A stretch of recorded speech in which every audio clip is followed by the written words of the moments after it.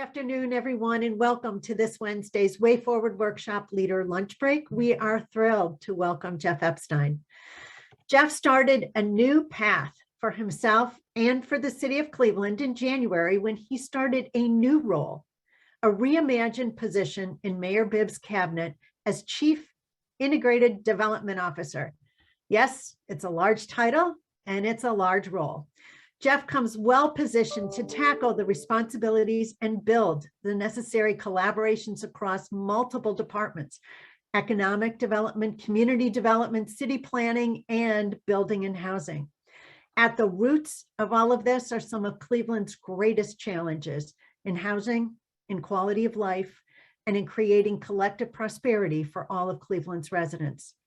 But he's made a career of building collaborations, involving the community and eliminating siloed thinking. He did so in his work putting Midtown Cleveland on the trajectory that witnessed explosive growth during his tenure as executive director from 2016 to 2021.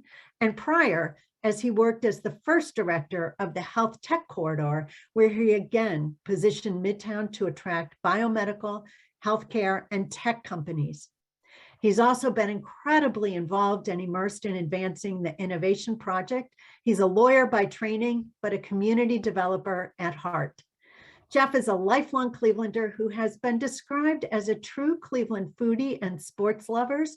Rumor has it he has a wicked collection of bobbleheads, and he is a proud alum of Leadership Cleveland. Welcome, Jeff. Thanks, Marianne. Good to be here with everyone. I got my bobbleheads in the background here. I blurred my background so you wouldn't know. I'll have to see them. It's great to be here. Great to be with the Leadership Center, Leadership Cleveland. I see some of my classmates on here, class of 2016, best class ever.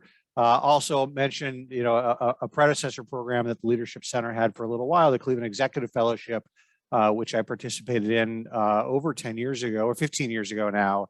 And it was a class of 8. Sonia Pryor-Jones is also a chief in Mayor Bibb's cabinet. Stephanie House is the Ward 7 council representative, a fellow from another year as our chief financial officer. So if there's any evidence, I think, of the importance of these type of leadership programs in stocking leadership for the future of the city, you can just look at Mayor Bibb's cabinet. So today marks our 100th day in office. Or the mayor's 100th day in office. I know that we'll be celebrating tonight with the state of the city. I guess I'll call this the poor man's state of the city. You get to spend your lunch hour with me. I'll try to be as interesting and exciting as Mayor Bibb will be tonight. So people have been asking me, how's it going? And my answer to them is usually it's a lot. That there's a lot of excitement, a lot of energy, a lot of change, a lot of new people, a lot of stuff coming at us all day, every day. And I think hopefully you're on, those of you who interact with the city are feeling some of that energy. And it's one of the things that we're all managing. It is being in City Hall at this time with this much excitement.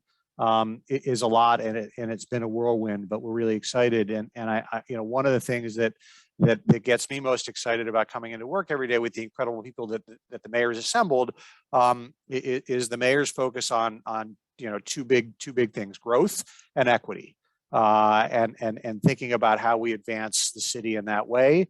How we capitalize on the unique opportunity that we have in front of us with new leadership at City Hall and at institutions in the civic sector across the city, with the amount of federal money that's on the plate, and really the excitement about our time being now and the need to maximize that opportunity.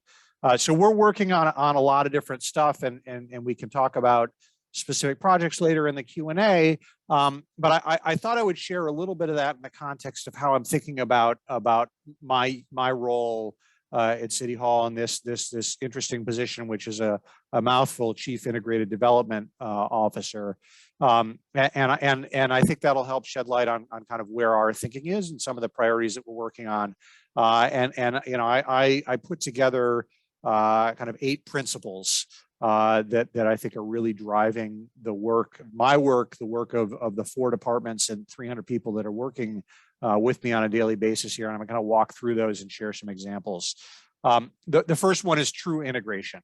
And you know, my role is chief of integrated development. What does that mean? I think really it means two things. I think it means on the outside, as we think about the big projects that we're working on in the community, we need to think holistically about those projects. How do they benefit people? How does the building go beyond the building? How do we think about the streets, the parks, the housing opportunities, the workforce connectivity opportunities alongside some of these catalytic projects that we're working on? And I think that involves, in terms of the way inside City Hall works, thinking across silos and across departments to work on some of these projects. This idea that I think I really came to understand at Midtown, that economic development and community development cannot be pulled apart. They are really inextricably linked, particularly if we're thinking about equity in our community. So we're working on breaking down silos. Some of that is our structural changes that we're going to be making. There are other cities that have combined some of these departments that have a single integrated development department. And if you think about the way in which outside, developers or businesses interact with City Hall, they don't care what's in the planning department or what's in the building and housing department. They just want to get the project, whatever they need from the city. And so we're working to break those down, studying other cities, Akron, Detroit, Louisville, Minneapolis, others, to capture best practices. But we're starting to put in place some things here in Cleveland right away. So we have been, I have 4 departments. My counterpart, Bonnie Tewin, who runs operations, has 4 departments, and we've been meeting monthly to try to break down silos across that. Our team with our 4 departments meets every week for an hour and a half to look at projects, make sure we're aware of what's going on, are sharing across. And even within our departments, we have 3 GIS teams within 4 of my departments. And they're going to start meeting now every month to look at how we're looking at data and sharing data. And one of the exciting projects that team is working on is a model around a 15-minute city. The idea that we should be able to walk to within 15 minutes to all of the essential things, public space, libraries, grocery, schools, et cetera, and doing some mapping and pulling a lot of data that we have to assess that. We are also looking at a pilot of assigning a single point of contact to work across multiple departments in the city and some of the large projects that we're working on. So think about the lakefront redevelopment project, Opportunity Corridor, the idea of a massive investment of capital in reimagining our Southeast side and identifying people who can work across silos on that. So that's true integration.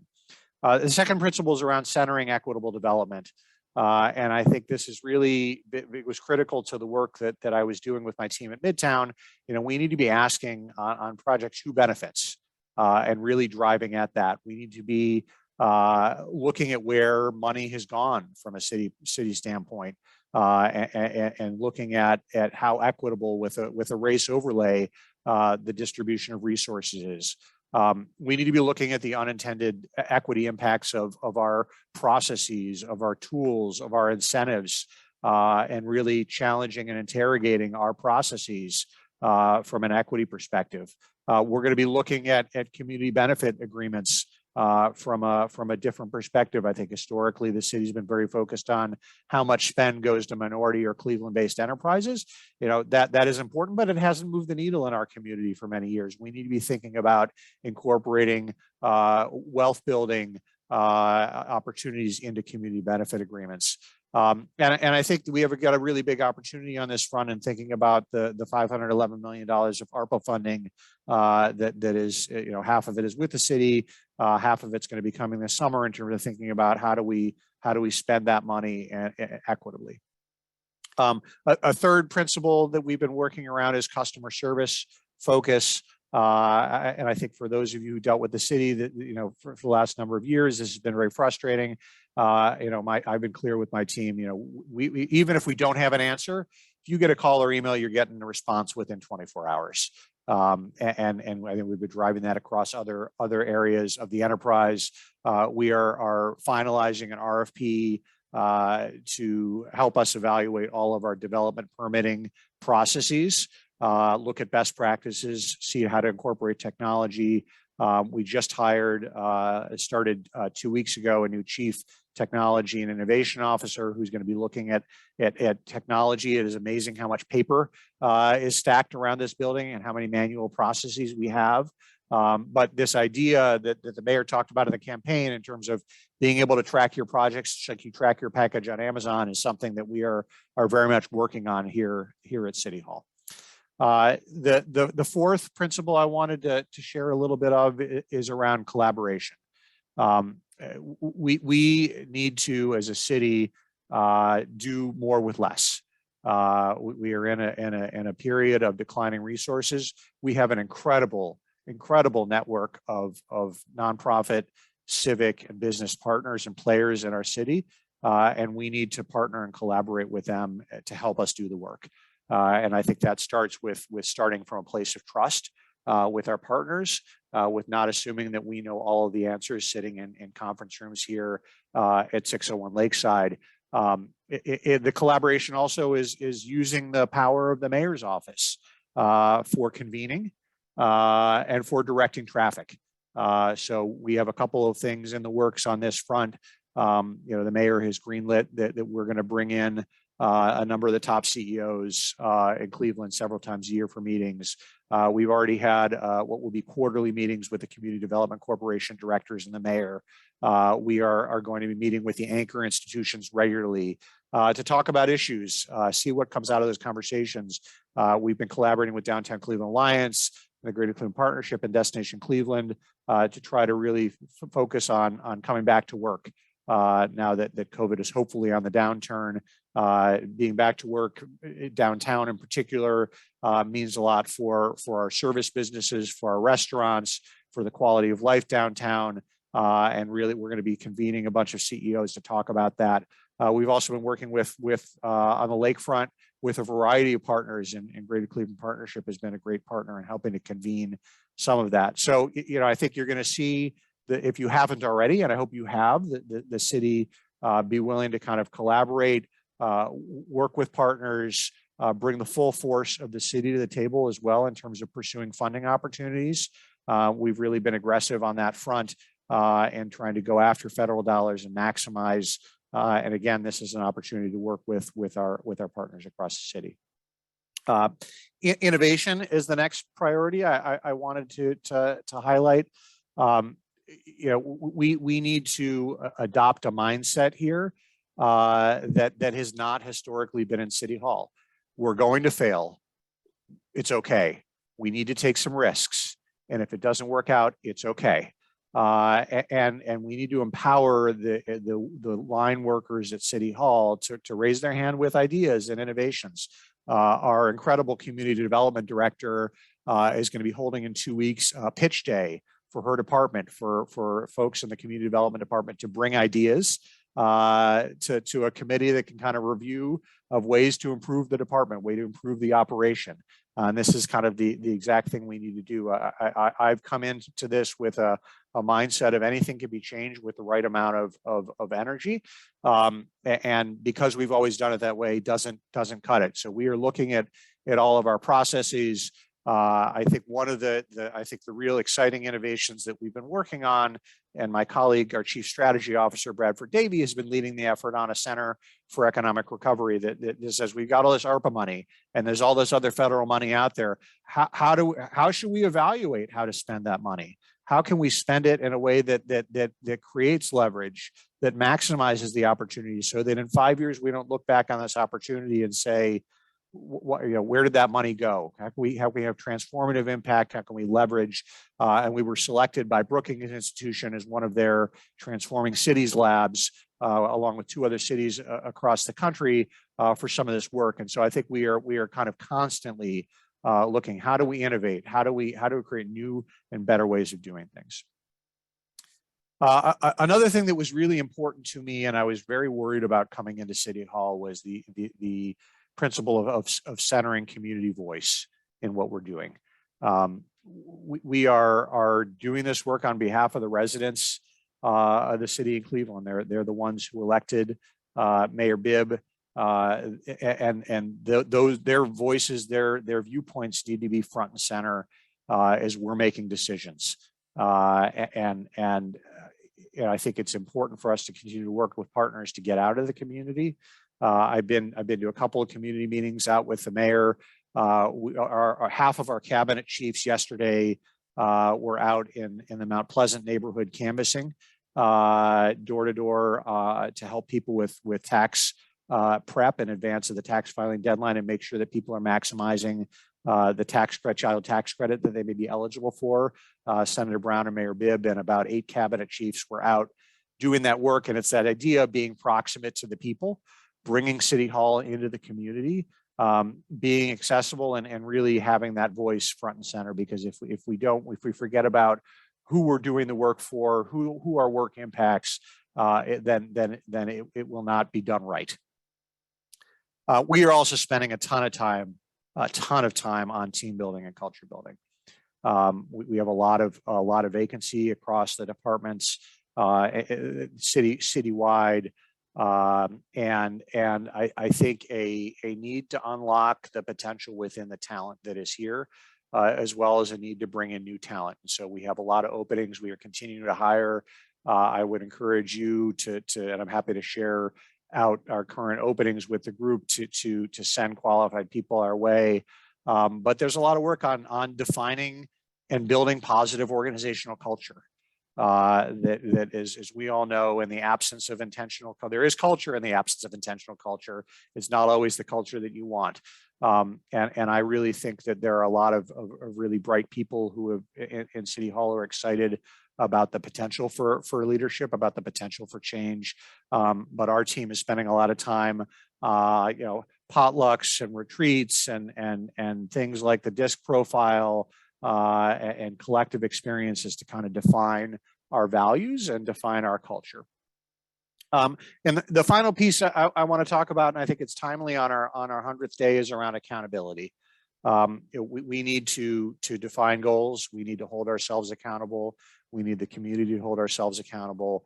And one of the things that I was really excited about when we came in was soon after we came in, we published our transition report that was a ton of incredible input from the community with a number of 100-day priorities.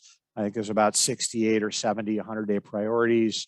The mayor will talk a little bit about this tonight. We have completed or in progress in over 80% of those priorities, which is pretty, I think, incredible for the short period of time that we're here.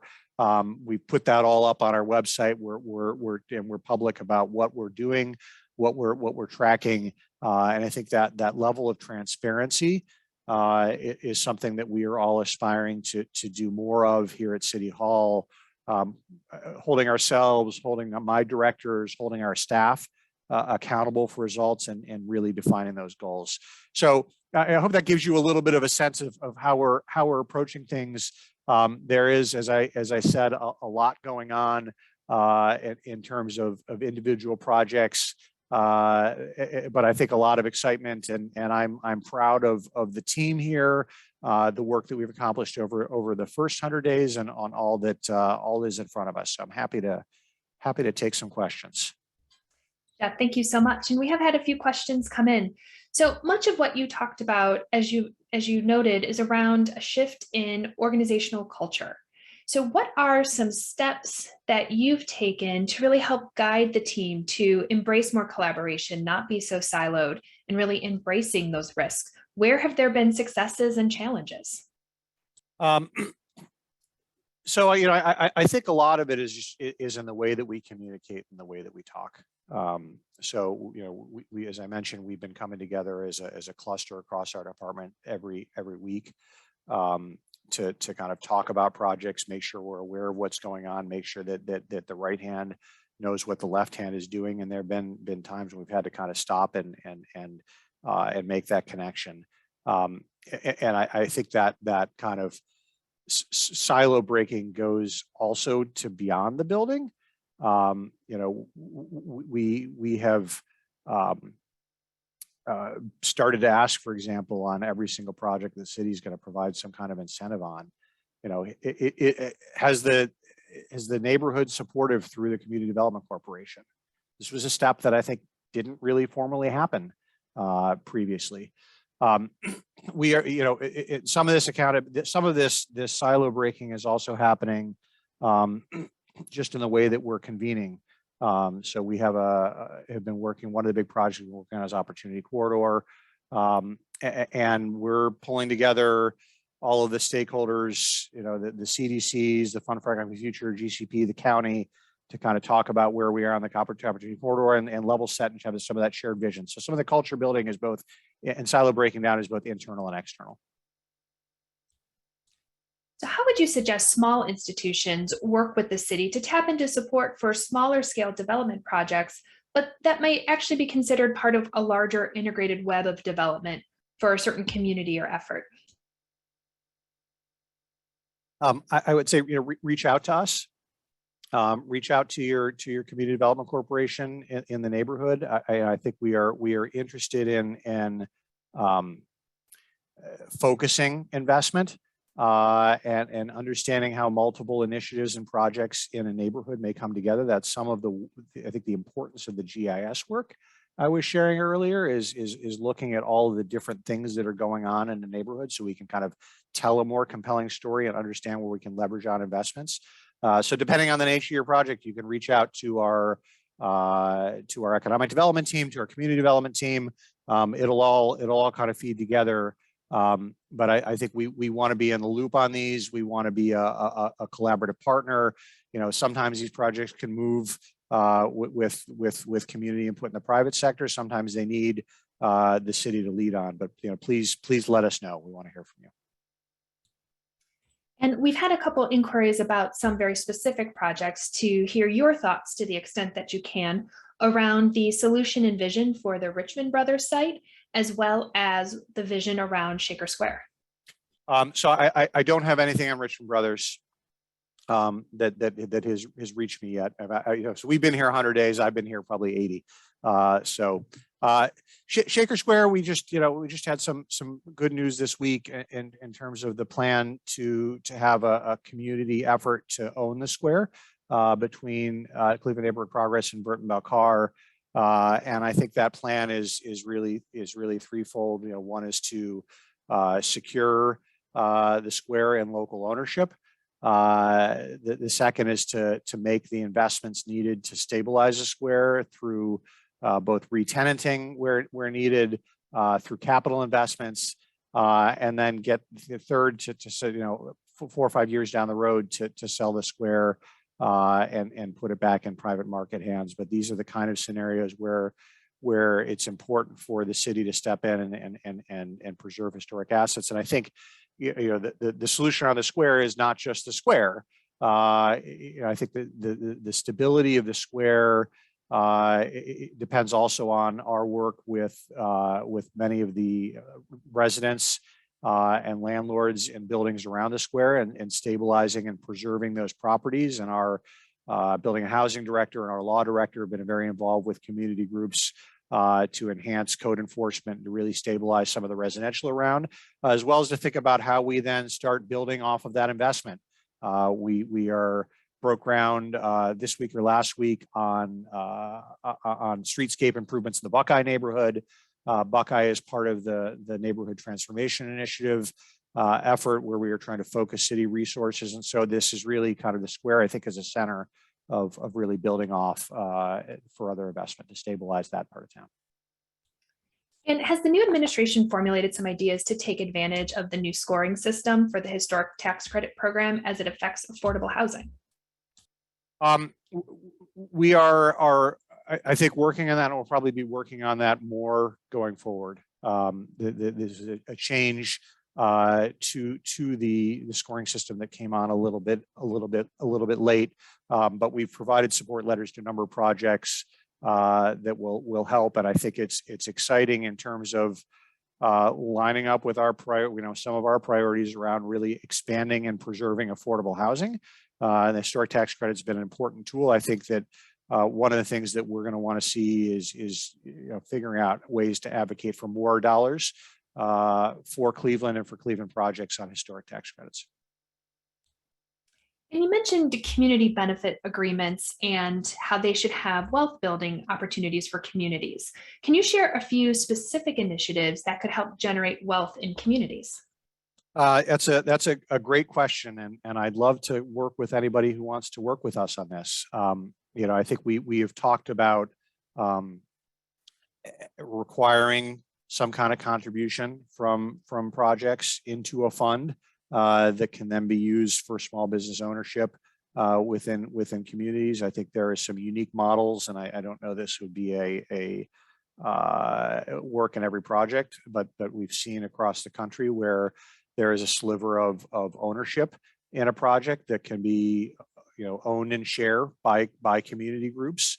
There are several fledgling community land trusts in the community that are long-term leasing land with proceeds kind of coming back into the community for either for small business. But I think we need to find a way to create greater community ownership so that as property values increase, as neighborhoods strengthen, residents in the community can benefit. And as I mentioned, there's a lot of different creative tools. The challenge that we face as a city, just being transparent with everyone, is that these type of innovative, equity-focused community benefits agreements are difficult to do one size fits all. And so it's very easy to say, all right, 15% MBE, right, fits across the board. But these are in some ways, unique agreements that are based on the circumstances of the project, the neighborhood's needs, and the developer that I think we need to be willing to spend the time in thinking about. Jeff, you outlined the various priority areas that your department is going to be focused on. As you look ahead to the next year, what does success look like for you after your first year focusing on these priorities? A great question. I think we have dynamic, high functioning teams with strong, positive organizational culture within City Hall. We've probably within the first year taken some surgical steps to realign and reallocate departments within City Hall. We have updated our technology to the point where all applications to the city for various processes are online, electronic, are linked together in a system and trackable. I think we haven't yet set specific goals or targets on the volume of development that we're seeing. But I think we'll be kind of looking to set those goals. I think a lot of the goals and the way I'm thinking about this is, it's a lot of internal process stuff that needs to happen in the first year to kind of align us forward in terms of some more concrete goals in the future. And as you look ahead in the work that you're doing in the new administration in the city, what are you most excited for? What's to come? What am I most excited for? I think that it's some of these large projects that we've all been talking about for a long time, and I'm just excited to see us move concretely forward on them. The lakefront development and the concept of a land bridge that can bridge over and open up a lot of development and better connect our lake. The vision that we're working on around Vision for the Valley with the riverfront, and the great announcement yesterday that Sir David Jai will be leading the design efforts there. Opportunity corridor that we've all now seen the potential of, and really starting to see some dense job creation coming up out of the ground there. Pulling together a strategy around the southeast side. I think it's these larger projects that I'm really excited about the traction that I think we're going to have when we get all of our stars aligned internally here. Well, Jeff, we have hit our time for today, and we are thankful for you joining us on such a big day for the city, and thankful for all you are doing to lead our community forward. And with that, I'm going to turn it back to Mary Ann. Thanks, Rachel. Yes, Jeff, you gave us a tremendous amount of information in a very short period of time, and you have left us all energized, inspired, and exhausted. You have a lot on your plate, but you have a whole lot of people in your court and cheering you on. So please know that there's a tremendous amount of support for all that you're doing in the community. We're grateful.